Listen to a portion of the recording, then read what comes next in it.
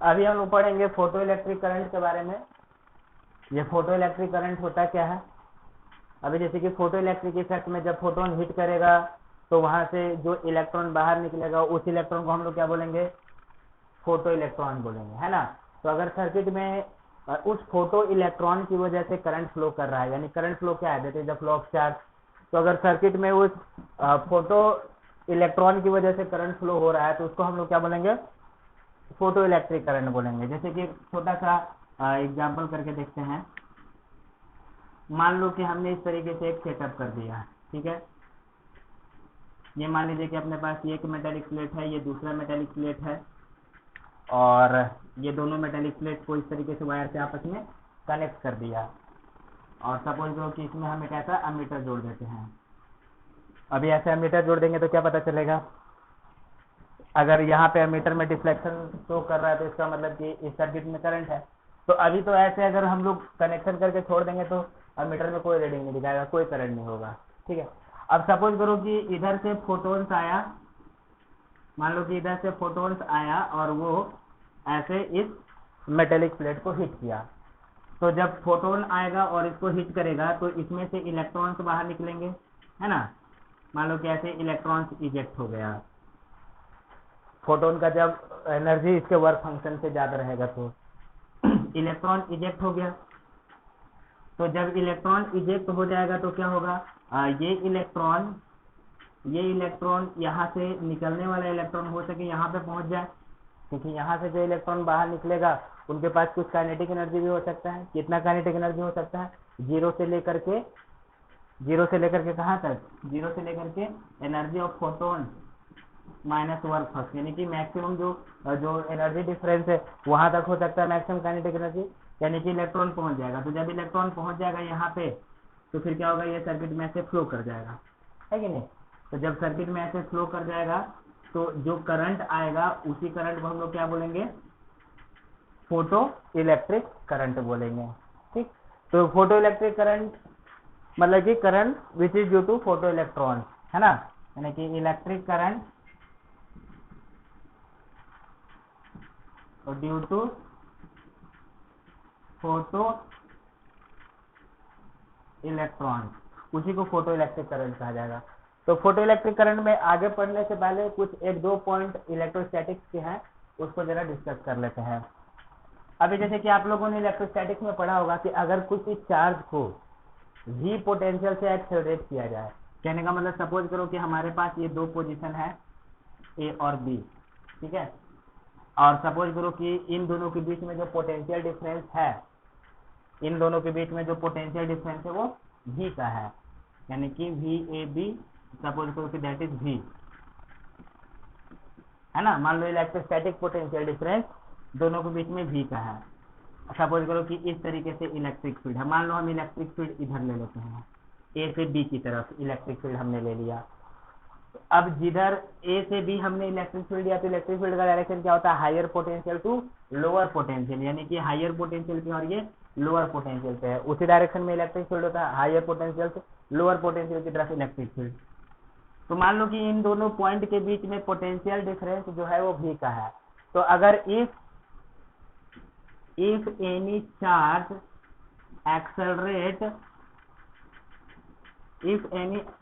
accelerate from a to b, अगर a से लेकर के b तक कोई चार्ज एक्सेलरेट हुआ है, सपोज करो कोई चार्ज हम q ले लेते हैं, if any charge q accelerate from a to b, a से b तक कोई चार्ज एक्सेलरेट हो गया, कहने का मतलब कि सपोज करो कि यहाँ पे कोई चार्ज q रखा हुआ था और इस इलेक्ट्रिक फील्ड के कारण, है ना, इस इलेक्ट्रिक फील्ड के कारण चार्ज पे फोर्स लगेगा इधर, मान लीजिए कि ऐसा है, इस पे फोर्स लगेगा इधर, तो ये यहाँ से लेकर के यहाँ तक पहुंच जाएगा फोर्स लगने की वजह से।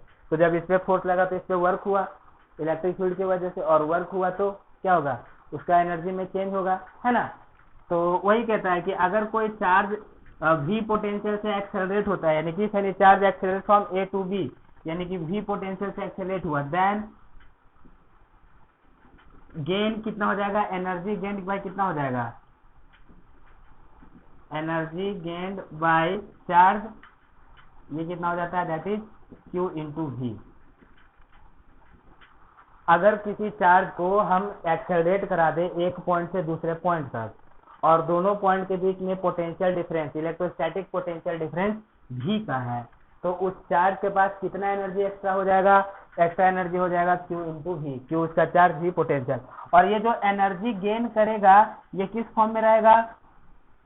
इन the form of kinetic energy, यानी एक काइनेटिक एनर्जी के फॉर्म में रहेगा, यानी कि that is delta kinetic energy कितना हो जाएगा? q इंटू वी, ऐसा। ओके अगर किसी चार्ज को एक्सेलरेट कराया गया है तो मतलब कि सपोज करो कि ए और बी हमारे पास कोई पॉइंट है और इस तरीके से इलेक्ट्रिक फील्ड है।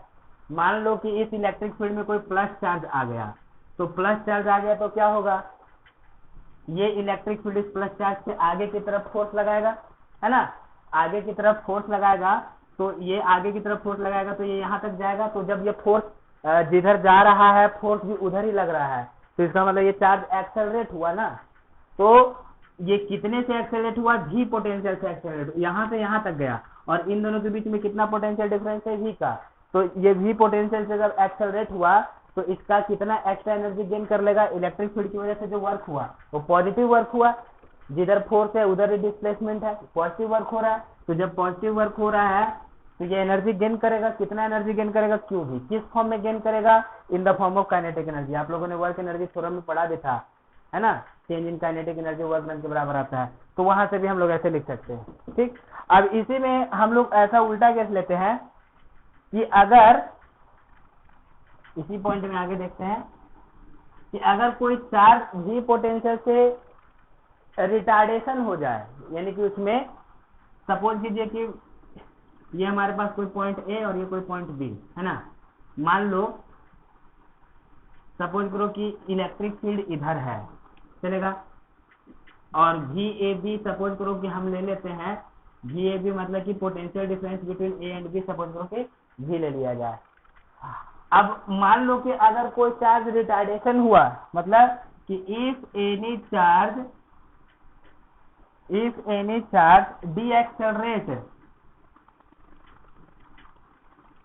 Decelerate from A to B, suppose करो कि किसी चार्ज में रिटार्डेशन हो रहा है, डीएक्सेलरेट यानी कि रिटार्ड लिख देते हैं, retard from A to B, यानी कि पोटेंशियल डिफरेंस कितने का है? v पोटेंशियल डिफरेंस है। Then energy loss by charge कितना हो जाएगा? ये हो जाएगा energy loss by charge is equal to QV, that is equal to Q into V क्या है? पोटेंशियल डिफरेंस है। और ये एनर्जी लॉस हो जाएगा किस फॉर्म में? ये हो जाएगा कि in the form of kinetic energy. इसका मतलब कि loss in kinetic energy is equal to Q into V, यानी कि डेल्टा फाइनल माइनस एनर्जी जो भी लॉस होगा ये QV होगा। ये असल में है क्या, जरा समझो कि अगर सपोज करो मान लो कि हम ऐसा ले लेते हैं कि सपोज कीजिए कि यहाँ पे कोई चार्ज है, हम मान लो नेगेटिव चार्ज ले लेते हैं। सपोज करो कोई नेगेटिव चार्ज है, ये ए पे है -q, है ना? सपोज करो इस नेगेटिव चार्ज को इधर वेलोसिटी दिया गया है, सपोज करो कि इस नेगेटिव चार्ज के पास ऐसे b की तरफ वेलोसिटी है, तो ये ऐसे आगे जाएगा, है ना? लेकिन इलेक्ट्रिक फील्ड क्या करेगा?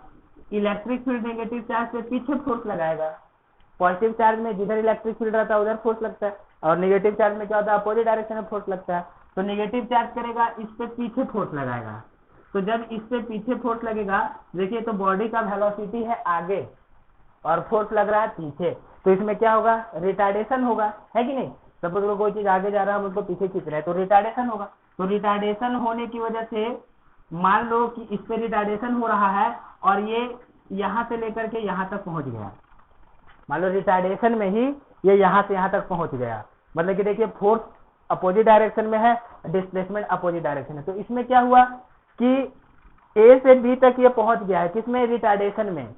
और ए और बी के बीच में कितना पोटेंशियल डिफरेंस है? v का पोटेंशियल डिफरेंस है। तो अगर कोई चार्ज v पोटेंशियल से रिटार्डेशन हुआ है, यानी कि v पोटेंशियल से क्या हुआ है? ये रिटार्डेशन हुआ है, तो इसका कितना एनर्जी लॉस हो जाएगा? एनर्जी लॉस हो जाएगा Q इंटू V। जब ये चार्ज यहाँ से यहाँ तक गया रिटार्डेशन में, तो फोर्स अपोजिट है, डिस्प्लेसमेंट अपोजिट है, डिस्प्लेसमेंट आ गया, फोर्स पीछे है, तो नहीं कि यहाँ पे इलेक्ट्रिक फील्ड की वजह से कैसा वर्क हो जाएगा, नेगेटिव वर्क हो जाएगा। तो नेगेटिव वर्क हो जाएगा तो क्या होगा, ये एनर्जी लॉस करेगा ना, कितना एनर्जी लॉस करेगा, क्यू भी लॉस करेगा, है कि नहीं, क्यू भी लॉस करेगा, इतना एनर्जी लॉस हो जाएगा।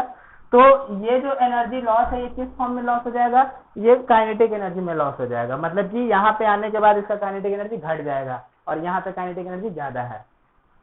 तो यही बात आप सबसे ज्यादा इंपॉर्टेंट है, ध्यान रखिएगा कि अगर किसी चार्ज को भी पोटेंशियल से एक्सेलरेट करा दिया गया तो कितना एनर्जी गेन क्यू भी, और अगर किसी चार्ज को भी पोटेंशियल से रिटार्डेशन करा दिया गया, डी एक्सेलरेट करा दिया गया, तो कितना एनर्जी लॉस, क्यू भी एनर्जी लॉस हो जाएगा। ये बात आपको ध्यान में रखना है, ठीक है, ये बहुत ही ज्यादा इंपॉर्टेंट है, अभी इसका यूज पढ़ने वाला है।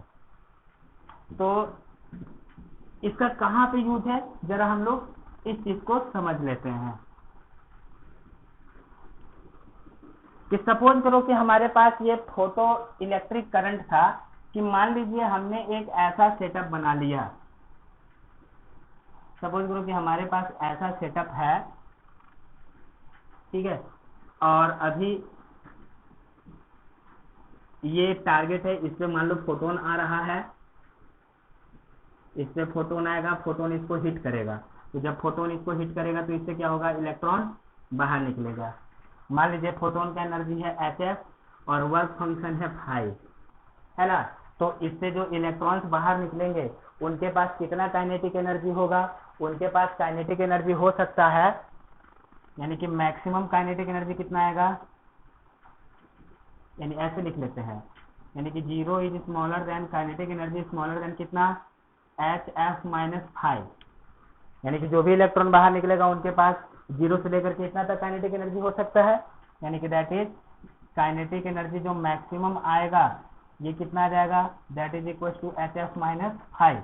हम लोग इसको ऐसे लिख सकते हैं, half m mass of electron, electron का निकाल रहे हैं ना, half mass of electron v max square, this is equal to Hf minus five, ठीक, ये ऐसा है।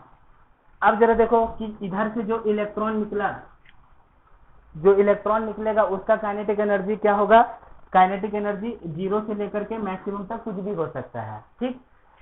अब एक बात जरा ध्यान दीजिए कि इधर से निकलने वाला इलेक्ट्रॉन कोई जरूरी नहीं है कि सब का सब यहाँ पे पहुंच ही जाएगा, अभी इस सेटअप में, है ना, यहाँ से जो इलेक्ट्रॉन निकला है कोई जरूरी नहीं है कि सब का सब यहाँ पे पहुंच ही जाएगा। अभी सिंपली इसको हमने क्या किया, वायर से जोड़ दिया दोनों प्लेट को, तो यहाँ से जो इलेक्ट्रॉन निकलेगा कोई जरूरी नहीं है कि पूरा इलेक्ट्रॉन यहाँ पे पहुंच जाएगा, लेकिन कुछ इलेक्ट्रॉन तो पहुंचेगा यहाँ पे। सबसे ज्यादा पहुंचने का चांसेस किस पे है, किसके लिए है, यहाँ से निकलने वाला इलेक्ट्रॉन यहाँ पे पहुंचेगा, तो सबसे ज्यादा चांस किस इलेक्ट्रॉन का है पहुंचने का, सबसे ज्यादा जिसके पास मैक्सिमम काइनेटिक एनर्जी है ना, जिसके पास मैक्सिमम काइनेटिक एनर्जी है उसका पहुंचने का चांस सबसे ज्यादा है। क्योंकि होगा क्या, देखिए कि जैसे ही इस पे फोटोन हिट किया और इलेक्ट्रॉन इससे बाहर निकल गया, तो जब इलेक्ट्रॉन इससे बाहर निकल जाएगा तो क्या होगा कि इसमें नेगेटिव चार्ज कम हो जाएगा, तो ये पॉजिटिव चार्ज एक्वायर कर लेगा ना। जैसे ही फोटोन हिट करके इलेक्ट्रॉन बाहर निकालेगा, इस प्लेट पे पॉजिटिव चार्ज आ जाएगा, तो इस प्लेट पे जो पॉजिटिव चार्ज आ जाएगा तो ये प्लेट क्या करेगा, जो भी इलेक्ट्रॉन्स हैं या जो भी नेगेटिव चार्ज है उनको ये खींचने का कोशिश करेगा, है कि नहीं, खींचने का कोशिश करेगा ये।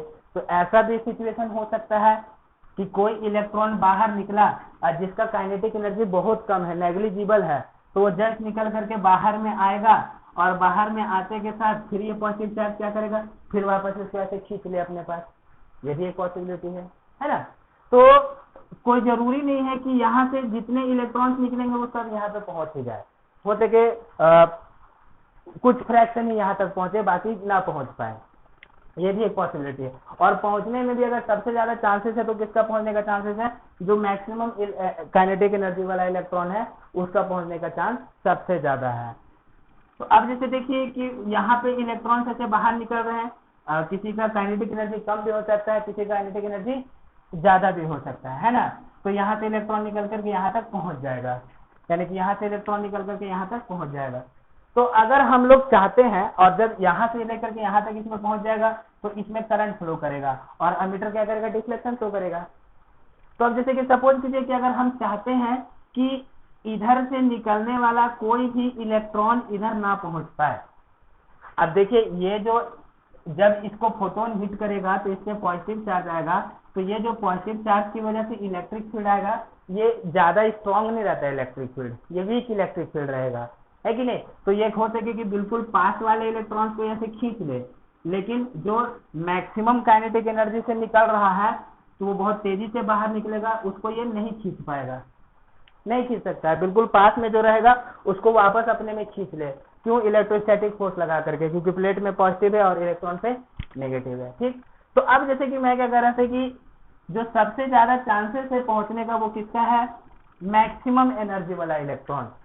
बाकी कोई पहुंचे या ना पहुंचे, मैक्सिमम वाला वहां पे पहुंच सकता है। ठीक, तो अगर हम लोग चाहते हैं कि इधर से निकला हुआ जो इलेक्ट्रॉन है, कोई भी इलेक्ट्रॉन यहाँ इस प्लेट तक ना पहुंच पाए, मतलब कि इधर से जितने भी इलेक्ट्रॉन निकल रहे हैं उस इलेक्ट्रॉन का कुछ फ्रैक्शन ही इसके पास पहुंचेगा, लेकिन अब उसमें भी हमारा रिक्वायरमेंट है कि जो कुछ पहुंच रहा था वो भी ना पहुंचे। तो वो भी ना पहुंचे तो क्या करना चाहिए हमें, अगर हमने इधर की तरफ इलेक्ट्रिक फील्ड एक सेटअप कर दिया, कि सपोज करो कि हमने इस डायरेक्शन में एक इलेक्ट्रिक फील्ड सेटअप कर दिया एक्सटर्नल, इस डायरेक्शन में हमने एक एक्सटर्नल इलेक्ट्रिक फील्ड सेटअप कर दिया, तो क्या होगा कि जैसे ही कोई इलेक्ट्रॉन इधर जा रहा है ये इलेक्ट्रिक फील्ड इधर फोर्स लगाएगा, और इधर फोर्स लगाने के बाद हो सके इसको पीछे जाने से इसको आगे जाने से क्या करे, वो रोक दे, है कि नहीं। तो यानी कि अगर इधर की तरफ कोई एक्सटर्नल इलेक्ट्रिक फील्ड दिया जाए तो इधर जाने वाले इलेक्ट्रॉन को रोका जा सकता है। तो इसके लिए हम लोग क्या करते हैं कि मान लो हमने एक ऐसे बैटरी जोड़ दिया, इसको हमने एक बैटरी जोड़ दिया, सपोज करो कि बैटरी जोड़ दिया, ये प्लस टर्मिनल और ये माइनस। तो प्लस माइनस ऐसे जोड़े हैं, कैसे, जरा देखिए, प्लस टर्मिनल को किससे जोड़ा है, उस प्लेट से जोड़ा है जिस प्लेट पे फोटो इलेक्ट्रिक इफेक्ट हो रहा है, और नेगेटिव टर्मिनल को किससे जोड़ा है, दूसरे प्लेट से जहां पे इलेक्ट्रॉन को कलेक्ट करना है। तो जब हमने ऐसे इसको प्लस और माइनस से जोड़ दिया तो इस प्लेट पे आ जाएगा प्लस और इस प्लेट पे आ जाएगा माइनस। तो इलेक्ट्रिक फील्ड एक इस तरीके से सेटअप होगा इन दोनों प्लेट के बीच में, है ना। तो जब इन दोनों प्लेट के बीच में एक ऐसा इलेक्ट्रिक फील्ड सेटअप हो जाएगा तो ये इलेक्ट्रिक फील्ड क्या करेगा, ये इलेक्ट्रिक फील्ड जो इलेक्ट्रॉन उधर जा रहा है उसको पीछे खींचने का काम करेगा। अब जैसे जैसे हम लोग ये पोटेंशियल डिफरेंस बढ़ाएंगे, अब मान लो ये जो बैटरी जोड़ा है इस बैटरी का जो पोटेंशियल डिफरेंस है वो सपोज करो कि V है, तो जब ये इस बैटरी का पोटेंशियल डिफरेंस V है तो इसका मतलब इन दोनों प्लेट के बीच में कितने का पोटेंशियल डिफरेंस आ गया, V का पोटेंशियल डिफरेंस आ गया। तो जब इन दोनों प्लेट पे V का पोटेंशियल डिफरेंस आ गया तो इसका मतलब कि जब चार्ज यहाँ से यहाँ मूव करेगा, है ना, मतलब कि इलेक्ट्रॉन जब यहाँ से यहाँ तक जाएगा, देखिए इधर प्लस है इधर माइनस है, तो इलेक्ट्रिक फील्ड इधर है, ठीक, इलेक्ट्रिक फील्ड इधर है। तो अगर कोई इलेक्ट्रॉन इधर जाने का कोशिश करेगा तो उसमें फोर्स पीछे की तरफ लगेगा, क्लियर। तो अब जरा बताइए कि इन दोनों के बीच में पोटेंशियल डिफरेंस V का है, तो अगर कोई इलेक्ट्रॉन यहाँ से लेकर के यहाँ तक पहुंचा है तो इसका मतलब कि उस इलेक्ट्रॉन पे रिटार्डेशन हुआ है, कितने पोटेंशियल से रिटार्डेशन हुआ है, V पोटेंशियल से। और अगर किसी चार्ज से V पोटेंशियल से रिटार्डेशन होता है तो लॉस इन एनर्जी कितना होता है, ये लॉस इन एनर्जी हो जाता है कितना, Q इंटू V। तो अगर ये इलेक्ट्रॉन मान लो कि यहाँ से यहाँ तक गया under the retardation of potential V, तो लॉस इन एनर्जी कितना हो जाएगा, ये हो जाएगा EV। E क्या है, इलेक्ट्रॉन का चार्ज है। इतना समझ आया, ठीक। अब जरा देखो कि जैसे ही हमने इसको वोल्टेज V जोड़ दिया, तो ये V वोल्टेज जोड़ दिया तो इसकी वजह से एक इस डायरेक्शन में इलेक्ट्रिक फील्ड आ गया, तो ये इलेक्ट्रिक फील्ड क्या करेगा, इस इधर जाने वाले इलेक्ट्रॉन्स पे पीछे फोर्स लगाएगा, है कि नहीं, पीछे फोर्स लगाएगा। अब जैसे जैसे हम लोग इसका वैल्यू बढ़ाएंगे वैसे वैसे इलेक्ट्रिक फील्ड क्या होगा, स्ट्रांग होते जाएगा, स्ट्रांग होते जाएगा, और जैसे जैसे स्ट्रांग होगा तो फोर्स भी क्या होगा, स्ट्रांग होते चला जाएगा, ठीक। तो अब यहाँ पे हमारे पास रिक्वायरमेंट आता है कि मिनिमम V का वैल्यू कितना होना चाहिए, मिनिमम V का वैल्यू कितना होना चाहिए कि इधर से इधर एक भी इलेक्ट्रॉन ना पहुंच सके, यानी कि what is the minimum value of V so that photo electric current is 0। यानी कि हमें बताना है minimum value of V so that photo electric current is 0, है ना। इतना तो समझ में आ गया कि जब हमको इसको बैटरी से जोड़ देंगे तो इलेक्ट्रिक फील्ड इधर होगा, ये इलेक्ट्रिक फील्ड क्या करेगा, इधर जाने वाले इलेक्ट्रॉन्स को ये पीछे फोर्स लगाएगा और जाने से रोकेगा। जैसे जैसे जी बढ़ाएंगे इलेक्ट्रिक फील्ड बढ़ेगा, और इलेक्ट्रिक फील्ड बढ़ेगा तो फोर्स बढ़ेगा, यानी कि उधर इलेक्ट्रॉन्स पे पहुंचने वाले पे फोर्स पीछे ज्यादा लग रहा है, तो अब कम चांस है इलेक्ट्रॉन का पहुंचने का यहाँ पे। ठीक, तो क्वेश्चन है कि V का मिनिमम वैल्यू कितना ले कि उधर कोई सा भी इलेक्ट्रॉन ना पहुंचे। अब जरा देखिए कि यहाँ से जो इलेक्ट्रॉन निकला है सबसे ज्यादा पहुंचने का चांस किसका है, मैक्सिमम एनर्जी वाला। सबसे ज्यादा पहुंचने का चांस किसका है, मैक्सिमम एनर्जी वाला। अब ये इलेक्ट्रिक फील्ड ऐसा हो गया कि वो मैक्सिमम एनर्जी वाले को रोक दे, तो इसका मतलब बाकी सब भी रुक जाएगा। यानी कि अगर कोई बहुत स्पीड में आगे जा रहा है उसको अगर रोक दिया गया तो बाकी उससे कम स्पीड में जो जा रहा हो वो तो अपने आप रुक जाएगा, है ना। कोई बात है, तो यानी कि इधर से जो इलेक्ट्रॉन निकला है मैक्सिमम एनर्जी वाला, अगर उस मैक्सिमम एनर्जी वाले को यहाँ से यहाँ तक पहुंचने तक रोक दिया जाए तो बाकी दूसरे इलेक्ट्रॉन से वो सब अपने आप रुक जाएंगे। तो यानी कि मैक्सिमम एनर्जी वाले इलेक्ट्रॉन्स को रोकने के लिए जितना पोटेंशियल डिफरेंस चाहिए वो अगर हमने फाइंड कर लिया तो that will be the minimum value of potential difference required to make photo electric current 0, है ना। मैक्सिमम एनर्जी वाले इलेक्ट्रॉन को यहाँ से यहाँ तक पहुंचने से रोकने के लिए जो हमने वोल्टेज निकाल लिया that voltage will be the minimum value. ठीक, अब मुझे बताओ कि यहाँ से यहाँ तक पहुंचने वाला जो इलेक्ट्रॉन है उसका मैक्सिमम एनर्जी कितना है, HF-5, यही मैक्सिमम एनर्जी है ना। तो अगर सपोज करो कि हमने पोटेंशियल भी दे दिया है, मान लो कि let potential difference between plate is V, suppose करो कि V है, तो जब चार्ज यहां से यहां तक जाएगा तो लॉस इन एनर्जी कितना हो जाएगा, तो when electron move from plate A to B, energy lost by electron कितना हो जाएगा, ये हो जाएगा this is equal to EV, है ना, कि V पोटेंशियल से क्या हुआ है, रिटार्डेशन हुआ है। तो अगर ये EV यानी कि लॉस इन एनर्जी इसके बराबर हो गया तो इसका मतलब कि मैक्सिमम एनर्जी वाला भी इलेक्ट्रॉन यहाँ तक नहीं पहुंच पाएगा, है कि नहीं। तो इफ EV बराबर कितना, ये HF-5 यानी कि क्या, मैक्सिमम काइनेटिक एनर्जी, यानी कि that is EV is equal to maximum kinetic energy के बराबर हो गया। तो क्या होगा, कोई भी इलेक्ट्रॉन यहाँ से यहाँ तक नहीं पहुंच पाएगा और करंट कितना हो जाएगा, 0। तो यानी कि यहाँ से हम लोग ये V क्या लिख देंगे, V is equal to maximum kinetic energy upon E, और ये जो पोटेंशियल है, ये देखिए वेलोसिटी नहीं है, ये पोटेंशियल है, V इज इक्वल टू कितना, HF-5 अपॉन E, ये वोल्टेज आ गया, यानी कि this is the minimum voltage required. और ये जो मिनिमम वोल्टेज है उसी को बोला जाता है कट ऑफ वोल्टेज। ये मिनिमम वोल्टेज ही क्या होता है, इसको बोलते हैं हम लोग कट ऑफ वोल्टेज। इसी मिनिमम वोल्टेज को क्या बोला जाता है, इसी को बोला जाता है cut off voltage. Cut off voltage क्यों बोला जा रहा है, कट ऑफ वोल्टेज इसलिए बोला जा रहा है क्योंकि इतना वोल्टेज लगाने के बाद इसमें करंट 0 हो जाएगा, यानी कि वो कट हो जाएगा, कट ऑफ हो जाएगा, इस वजह से इसको हम लोग कट ऑफ वोल्टेज कहेंगे। तो अब जरा एक बात यहाँ पे गौर कीजिए कि ये जो कट ऑफ वोल्टेज है, ये कट ऑफ वोल्टेज किस पे डिपेंड कर रहा है, ये कट ऑफ वोल्टेज डिपेंड कर रहा है काइनेटिक एनर्जी मैक्सिमम पे, जो कि डिपेंड करता है energy of photon and work function पे। ठीक, यानी कि cut off voltage is cottage voltage dependent on, देखिए इसमें देखिए इसको एक बार फिर से लिख देते हैं। G is equal to HF by E minus five by E, यानी कि that is G is equal to कितना आ जाएगा, ये आ जाएगा H by E F minus five by ई।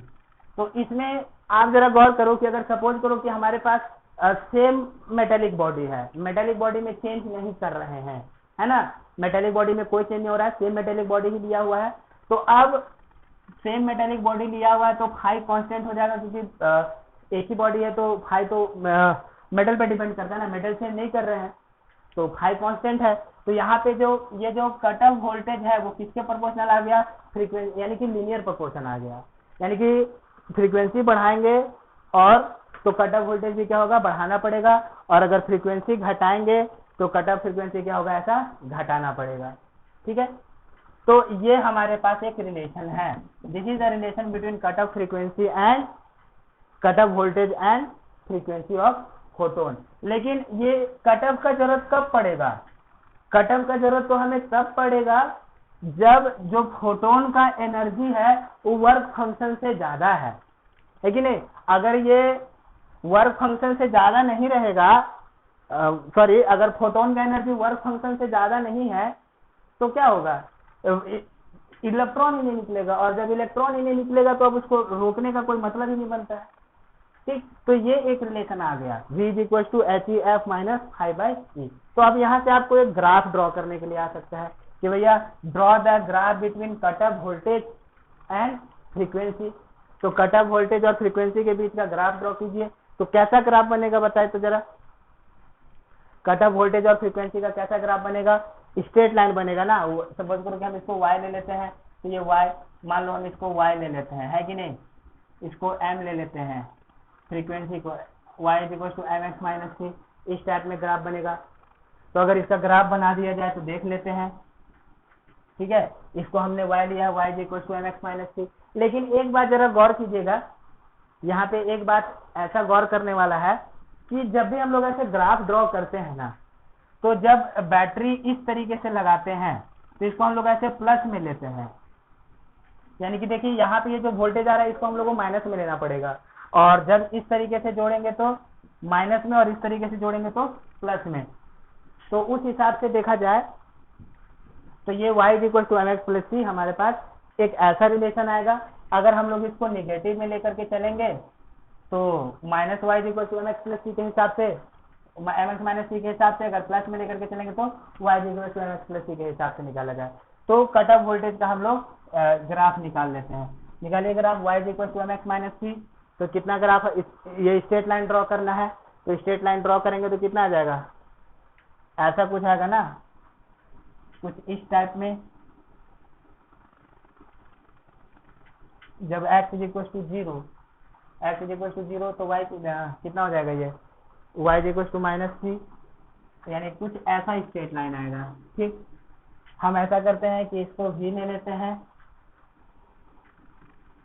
इसको भी ले लिया, और तो यानी और इसको ले लिया हमने क्या, फ्रीक्वेंसी ले लिया। तो जब हम लोग इसको भी और इसको फ्रीक्वेंसी ले लेंगे तो अब मुझे बताइए कि ये जो वैल्यू आया, इंटरसेप्ट देखिए यहाँ पे, इंटरसेप्ट ऐसा करते हैं, इसको इंटरसेप्ट मेथड से ड्रॉ कर लेते हैं कि सपोज करो v is equal to h by E F minus five by E. Okay, v is equal v minus h by E F is equal to minus five by E. तो कितना आ जाएगा, v by minus five by E minus h by E F minus five by E, this is equal to 1, यानी कितना जाता है ये माइनस v by, sorry, v upon minus five by E, minus minus plus, है कि नहीं, ई से ही कैंसर, f बाई कितना, यहाँ से ये ई ऊपर जाएगा, ई ऊपर जाएगा, यानी f अपॉन कितना, 5 by H, this is equal to 1। एक ऐसा ग्राफ आ गया। तो अगर इंटरसेप्ट मेथड से निकालिएगा तो कितना आ जाएगा, ये माइनस फाइव बाई ई है कि नहीं, यानी इसका वैल्यू जो है ये 5 बाई ई है, और इसका वैल्यू कितना है, इसका वैल्यू है 5 बाई एच।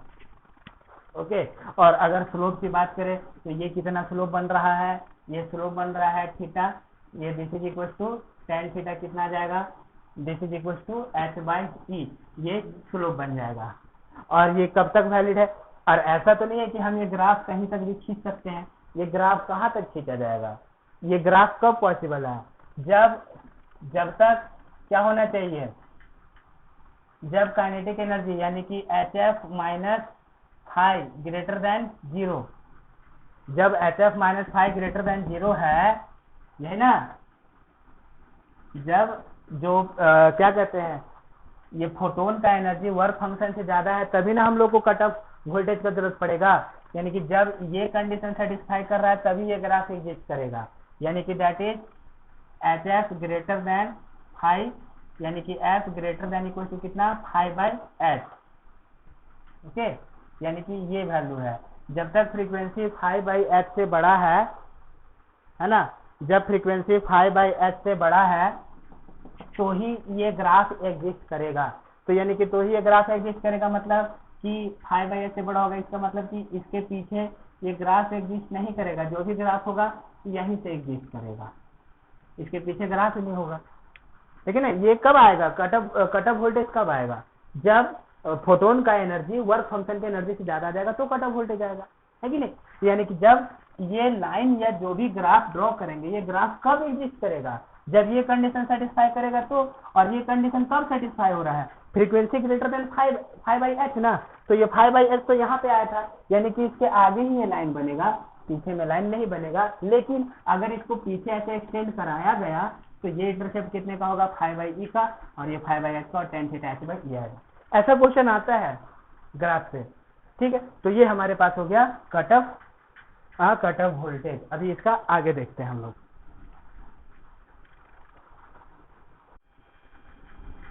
तो अभी इससे पहले हमने क्या देखा कि जब हम लोग इस तरीके से फोटोन्स आ रहा है, इसको हिट कर रहा है, इलेक्ट्रॉन बाहर निकल रहा है, और जब हम लोग इसको ऐसे प्लस और माइनस यानी कि बैटरी से जोड़ देंगे तो ये इलेक्ट्रिक फील्ड सेटअप कर देगा।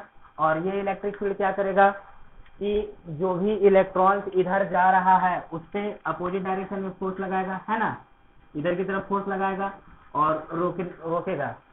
और अगर ये इलेक्ट्रिक फील्ड यानी कि ये पोटेंशियल डिफरेंस इतना ज्यादा हो गया कि वो मैक्सिमम एनर्जी वाले इलेक्ट्रॉन को भी ना पहुंचने दे तो क्या हो जाएगा, वो कट ऑफ वोल्टेज हो जाएगा, ठीक है। तो क्या होगा बच्चों की, जैसे कि सपोज करो कि जब ये वोल्टेज कनेक्टेड नहीं है, तो इलेक्ट्रॉन यहाँ से निकल करके यहाँ तक जाएगा। अगर सपोज करो कि हमने इस तरीके से अपोजिट डायरेक्शन में वोल्टेज लगा दिया तो क्या होगा, अपोजिट डायरेक्शन में वोल्टेज लगाने से कि पहले जितना इलेक्ट्रॉन पहुंच रहा था, जैसे कि सपोज कीजिए कि जब ये वोल्टेज नहीं है तो मान लो कि इधर से 20 इलेक्ट्रॉन निकला, ठीक है। अब ये 20 इलेक्ट्रॉन निकला, अब सपोज करो कि 20 में केवल 10 के पास ही इतना एनर्जी है कि वो यहाँ से यहाँ तक पहुंच जाए। जो एनर्जी होगा वो 0 से लेकर के मैक्सिमम तक कुछ भी हो सकता है। तो सपोज कीजिए कि 10 के पास ही ऐसा है कि जो कि यहाँ से यहाँ तक पहुंच जाए, यानी कि अब इसमें जो भी करंट आएगा वो 10 इलेक्ट्रॉन के हिसाब से आएगा। अब सपोज करो कि हमने क्या किया, ऐसे उल्टे डायरेक्शन में लगा दिया बैटरी। अब ऐसे उल्टा डायरेक्शन में लगा देंगे तो क्या होगा कि एक इलेक्ट्रिक फील्ड इधर आ जाएगा और ये इलेक्ट्रिक फील्ड इधर जाने वाले इलेक्ट्रॉन को रोकेगा। मतलब कि पहले 10 जा रहा था खुद से, अब इलेक्ट्रिक फील्ड इधर लग गया तो ये इलेक्ट्रिक फील्ड इलेक्ट्रॉन से पीछे फोर्स लगाएगा, तो अब और कम इलेक्ट्रॉन पहुंचेगा ना। तो जब कम इलेक्ट्रॉन पहुंचेगा तो करंट कितना हो जाएगा, कम हो जाएगा। फिर जैसे जैसे इधर का वोल्टेज बढ़ाते जाएंगे, ये इलेक्ट्रिक फील्ड स्ट्रांग होते जाएगा, वैसे वैसे क्या होगा, वैसे वैसे ये और भी इलेक्ट्रॉन्स को उधर पहुंचने से रोकेगा और धीरे धीरे करंट क्या होगा, और भी कम होते चला जाएगा।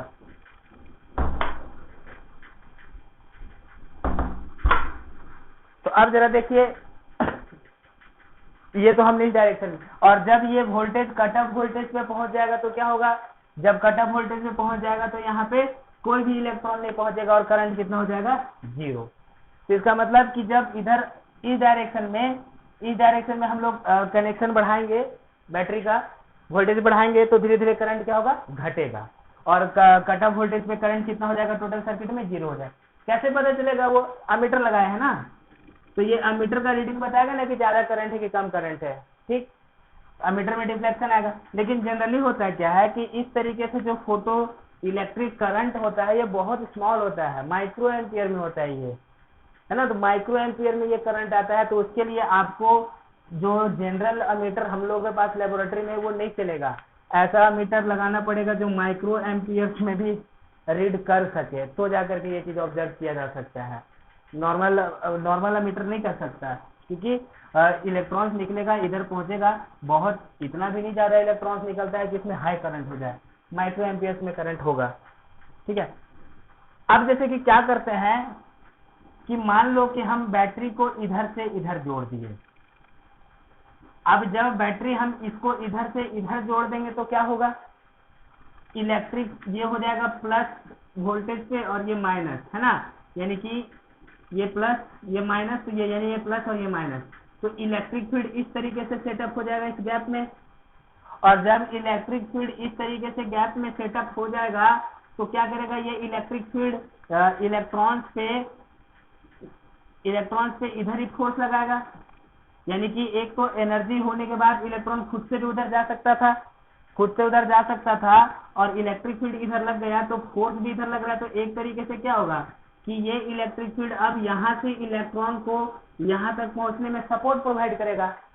जैसे कि सपोज करो कि फिर से याद करते हैं कि मान लो कि पहले से इस पे बैटरी नहीं कनेक्टेड था, अब मान लीजिए इस पे फोटोन्स टकराया, 20 इलेक्ट्रॉन निकला, सपोज दैट 20 में अब 10 क्या है, खुद से यहाँ पे पहुंच रहा है, 10 इलेक्ट्रॉन के पास एनर्जी है यहाँ से खुद यहाँ तक पहुंचने का, 20 के पास एनर्जी कम है, वो नहीं पहुंच पा रहा है, हो सके उसमें कुछ बिल्कुल पास में रहेगा तो उसको ये क्या करेगा, प्लेट वापस खींच लेगा, है ना, और मान लिया कि 10 पहुंच गया, ठीक, खुद से 10 पहुंच रहा है। अब अगर हमने इसको ऐसे बैटरी जोड़ दिया तो क्या होगा, जब बैटरी इधर से जोड़ देंगे तो ये प्लस हो जाएगा, ये माइनस, एक इलेक्ट्रिक फील्ड इस तरीके का सेटअप होगा दोनों प्लेट के बीच में। अब ये इलेक्ट्रिक फील्ड क्या करेगा, इलेक्ट्रॉन्स को अपने ही तरफ खींचेगा, यानी कि पहले से 10 जा रहा था खुद से, अब इलेक्ट्रिक फील्ड इधर आएगा तो और ज्यादा जाएगा ना, है कि नहीं। अब हो सके कि हमने वोल्टेज बढ़ाया तो अब 2 इसमें और इसकी फोर्स की वजह से और 2 एक्स्ट्रा पहुंच गया, यानी अब 12 इलेक्ट्रॉन पहुंच गया। अब क्या करते हैं कि थोड़ा और वोल्टेज बढ़ाते हैं, तो यानी कि जैसे जैसे हम लोग वोल्टेज बढ़ाएंगे वैसे वैसे क्या होगा, ज्यादा इलेक्ट्रॉन इधर आएगा, और ज्यादा इलेक्ट्रॉन आएगा और इधर करंट क्या होगा, धीरे धीरे इंक्रीज करते चला जाएगा। लेकिन होगा क्या कि अब जैसे कि इसमें सवाल ये आता है कि वोल्टेज बढ़ाते गए तो करंट इंक्रीज करते चला जाएगा। अब कितना भी वोल्टेज बढ़ाएंगे तो क्या हमेशा करंट इंक्रीज करेगा, नहीं इंक्रीज करेगा, एक लिमिट तक करंट इंक्रीज करेगा, उसके बाद आप कितना भी वोल्टेज बढ़ा लो करंट क्या होगा, रुक जाएगा। जैसे कि कुछ इस टाइप में समझिए, जरा ग्राफ में बनाता हूं, इस चीज को समझिए कि सपोज करो कि ये फोटो इलेक्ट्रिक करंट है और ये वोल्टेज है ना, शुरू में कोई वोल्टेज नहीं है, शुरू में वोल्टेज 0 है, तो मान लो कि इतना करंट जा रहा है। अब जैसे जैसे वोल्टेज बढ़ाएंगे वैसे वैसे करंट क्या होगा, बढ़ेगा, यानी कि जैसे जैसे वोल्टेज बढ़ाएंगे वैसे वैसे करंट बढ़ेगा, यानी कि कुछ ऐसे बढ़ेगा। फिर उसके बाद एक वोल्टेज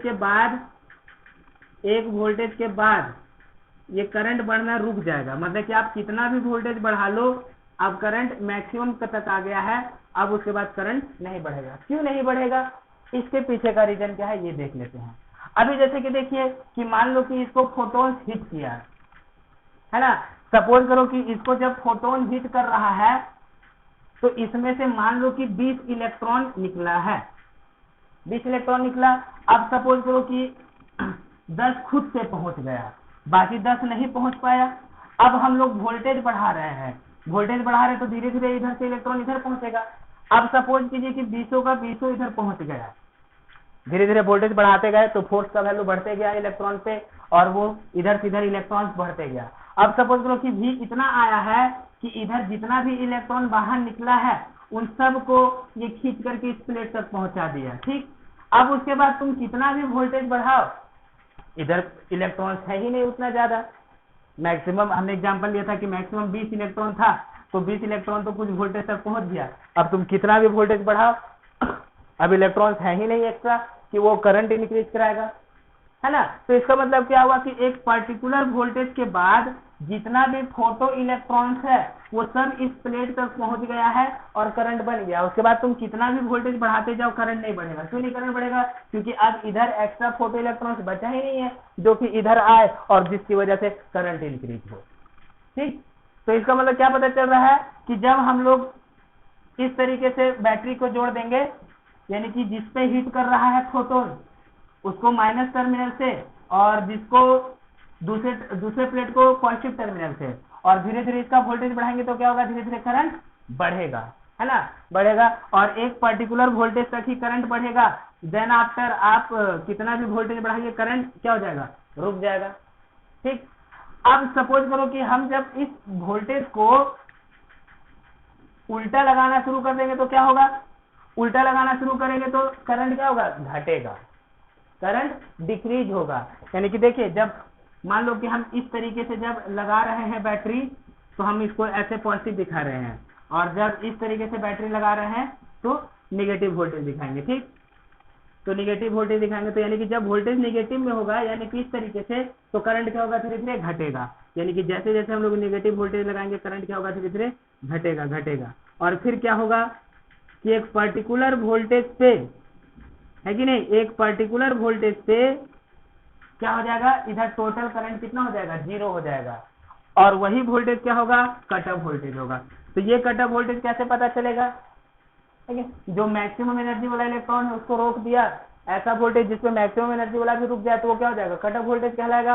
और इस तरीके से ये हम लोग का एक ग्राफ आएगा, कैसा, photo electric current versus voltage का, ऐसा हमारे पास एक ग्राफ बन के आएगा। ठीक है, इस तरीके से ये अपने पास रिलेशन है। अब जरा देखो कि इसमें भी अब कुछ वेरिएशन आता है कि मान लो ये इंटेंसिटी I1 पे था, मतलब कि अभी इंटेंसिटी जो था फोटोन का वो I1 इंटेंसिटी था, सपोज दैट। अब इंटेंसिटी बढ़ाते हैं, अब मान लो कि इंक्रीज किया गया, सपोज करो कि इंटेंसिटी इंक्रीज करते हैं, इंटेंसिटी इज इंक्रीजिंग। अब इंटेंसिटी इंक्रीज करेंगे, तो अब मुझे पहले ये बताइए कि इंटेंसिटी इंक्रीज करेंगे तो क्या होगा। जब इंटेंसिटी फोटोन्स का इंक्रीज किया जा रहा है, इसका मतलब कि ज्यादा फोटोन्स आ रहा है ना, नंबर ऑफ फोटोन्स ज्यादा है, लेकिन फोटोन्स का जो एनर्जी है, इंडिविजुअल फोटोन्स का एनर्जी वो चेंज नहीं हो रहा है, केवल नंबर ऑफ फोटोन्स, मतलब कि सपोज करिए कि पहले 100 फोटोन आ रहा था, अब 200 फोटोन आएगा, 400 आएगा, यानी कि नंबर ऑफ फोटोन्स बढ़ेगा, फोटोन्स का एनर्जी नहीं चेंज होगा इंटेंसिटी चेंज करने से। अब इसी ग्राफ को हम लोग अलग इंटेंसिटी पे निकालते हैं, मान लो कि अब हम लोग इसी ग्राफ को निकालते हैं इंटेंसिटी I2 पे ग्रेटर देन I1, ये मान लो I1 इंटेंसिटी पे ग्राफ था, this is the photo electric current versus this voltage, चलेगा। अब इंटेंसिटी हम लोग चेंज करते हैं, इंटेंसिटी बढ़ा दिया जाए, तो आप सबसे पहले ये देखिए, इंटेंसिटी बढ़ाया गया है तो फोटोन का एनर्जी चेंज नहीं हुआ है, फोटोन का एनर्जी चेंज नहीं हुआ है, तो जो कट ऑफ वोल्टेज है वो किस पे डिपेंड करता है, cut off voltage totally depend करता है किस पे, मैक्सिमम एनर्जी वाले इलेक्ट्रॉन पे, और मैक्सिमम एनर्जी वाला जो इलेक्ट्रॉन है वो किस पे डिपेंड करता है, energy of photon minus work function. तो इंटेंसिटी बढ़ा दिया गया है तो एनर्जी ऑफ फोटोन नहीं चेंज हुआ, नहीं वर्क फंक्शन चेंज हुआ है, तो मैक्सिमम एनर्जी वाला इलेक्ट्रॉन का एनर्जी तो सेम ही रह गया, है कि नहीं। मैक्सिमम एनर्जी कितना था, HF minus 5, this is equal to half M V max square आता था, एंड हम लोगों ने कट ऑफ कैसे निकाला था, हाफ VC, यानी कि charge of electron into cut off voltage this is equal to HF minus 5 करके निकाले थे। तो इंटेंसिटी बढ़ाने पे इन सब में कुछ भी चेंज नहीं हो रहा, तो कट ऑफ वोल्टेज तो यही रहेगा नहीं, यानी कि I2 पे भी कट ऑफ वोल्टेज क्या रहेगा, सेम रहेगा।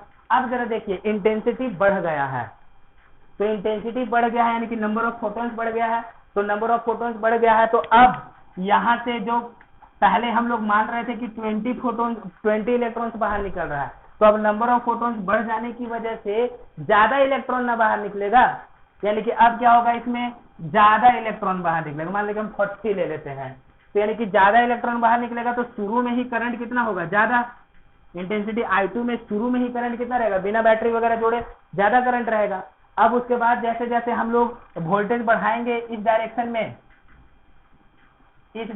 जैसे जैसे हम लोग वोल्टेज बढ़ाएंगे तो क्या होगा, ये इलेक्ट्रॉन्स को और अपनी तरफ खींचते जाएगा, यानी कि धीरे धीरे करंट क्या होगा, इंक्रीज होगा, यानी कि धीरे धीरे करंट क्या होगा, इंक्रीज होगा। और एक पर्टिकुलर वोल्टेज के बाद ये क्या हो जाएगा, बंद हो जाएगा इंक्रीज करना, क्योंकि मैक्सिमम जितना इलेक्ट्रॉन निकला है वो सब का सब पहुंच गया, यानी कि सैचुरेट हो जाएगा करंट, है ना। अब सपोज करो कि I2 में हम पीछे की तरफ वोल्टेज देंगे, तो पीछे की तरफ वोल्टेज देंगे तो क्या होगा, करंट घटेगा ना, करंट घटेगा घटेगा घटेगा और कट ऑफ वोल्टेज पे जाके क्या होगा, टोटल करंट 0, यानी कि करंट घटेगा घटेगा और फिर उस पे जाकर के कितना हो जाएगा, 0 हो जाएगा। ये देखिए, यानी कि कुछ इस टाइप में ग्राफ आएगा, ये I2 इंटेंसिटी पे और I1 इंटेंसिटी पर, I2 ग्रेटर देन I1, यानी कि अगर इंटेंसिटी बढ़ाया जाए तो कट ऑफ वोल्टेज नहीं बढ़ता है, इंटेंसिटी बढ़ाएंगे तो कट ऑफ वोल्टेज चेंज नहीं होगा, बाकी करंट वगैरह चेंज हो जाएगा। क्यों करंट चेंज हो जाएगा, करंट डिपेंड करेगा चार्ज पे, इलेक्ट्रॉन्स पे, वो डिपेंड करेगा कितने इलेक्ट्रॉन्स बाहर निकल रहे हैं। इंटेंसिटी बढ़ा दिया यानी कि नंबर ऑफ फोटॉन्स बढ़ गए, नंबर ऑफ फोटॉन्स बढ़ गए तो नंबर ऑफ इजेक्टेड इलेक्ट्रॉन्स बढ़ जाएगा, और जब नंबर ऑफ इजेक्टेड इलेक्ट्रॉन्स बढ़ जाएगा तो इस प्लेट तक ज्यादा इलेक्ट्रॉन पहुंचेगा, और ज्यादा इलेक्ट्रॉन पहुंचेगा तो करंट क्या होगा, ज्यादा होगा। तो ये हमारे पास एक ग्राफ आ गया, इंटेंसिटी फोटो इलेक्ट्रिक करंट, है ना, वर्सेस ये वोल्टेज एट डिफरेंट इंटेंसिटी। अगर इंटेंसिटी घटाएंगे तो ये ग्राफ कुछ ऐसा बन जाएगा। सपोज करो ये I डैश है ना, इंटेंसिटी है, ये इंटेंसिटी है और ये करंट है, तो ये इंटेंसिटी यानी कि कम हो गया यहाँ पे, ठीक। ये हमारे पास एक इंपॉर्टेंट ग्राफ आ गया, चलेगा, ओके। अभी इसमें नेक्स्ट देखते हैं फिर आगे।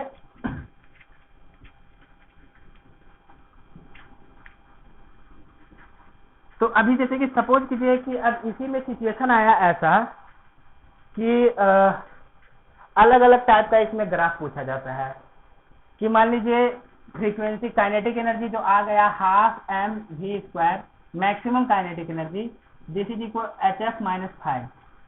अगर सपोज करो कि आपको ग्राफ दे दिया कि kinetic energy of electron versus frequency का ग्राफ कैसा आएगा, बताइए। Frequency of